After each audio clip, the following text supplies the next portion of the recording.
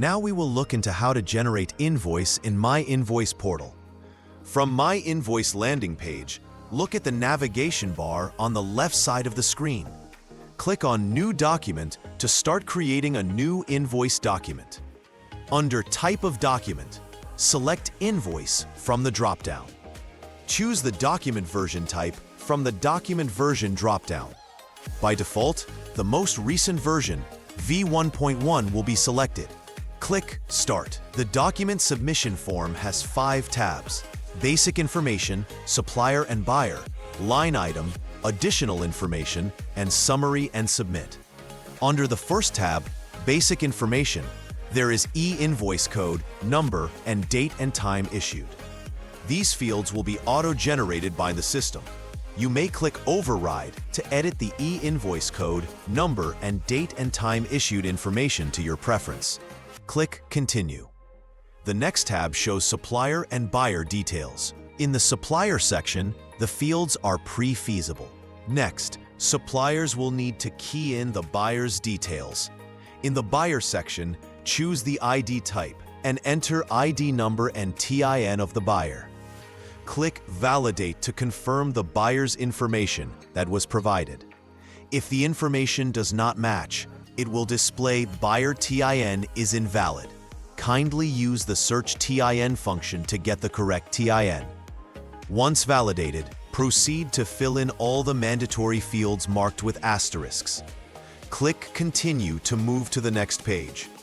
In the Line Items page, click the field next to Currency to open a list of currencies. Click the drop-down and select the desired currency. The Malaysian ringgit has already been set by default. If users are using a different currency, they may change. The first field is the classification code, which refers to the category of products or services being billed. Click on the arrow on the right to open the options drop-down. A product classification code list will appear over the page.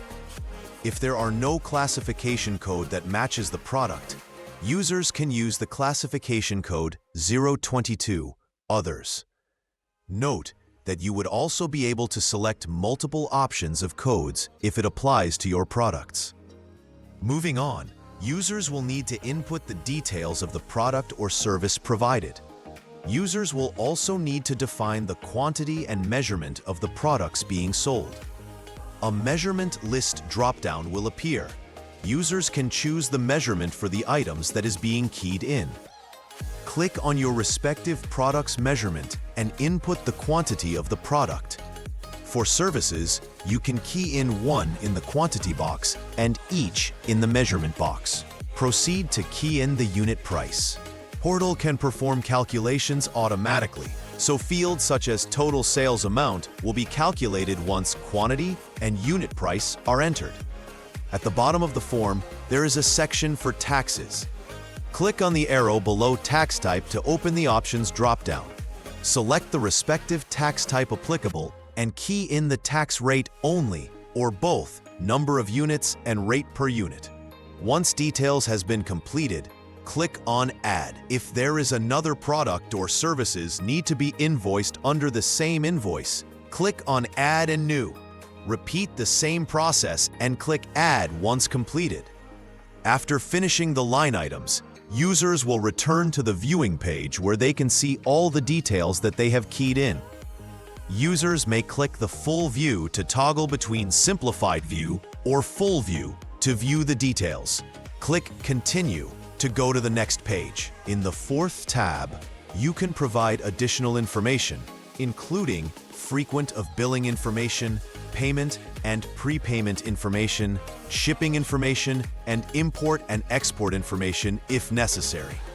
Otherwise, this tab can be skipped and click Continue. In Summary and Submit tab, users will first see the buyer and supplier details as input, followed by line items and additional informations. Click on Sign and Submit Document at the bottom of the tab once the details have been confirmed.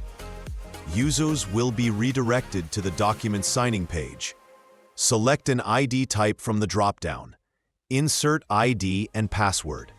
Tick the checkbox to acknowledge statement. Click Submit to complete signing. a pop-up will appear showing successful submission of the document.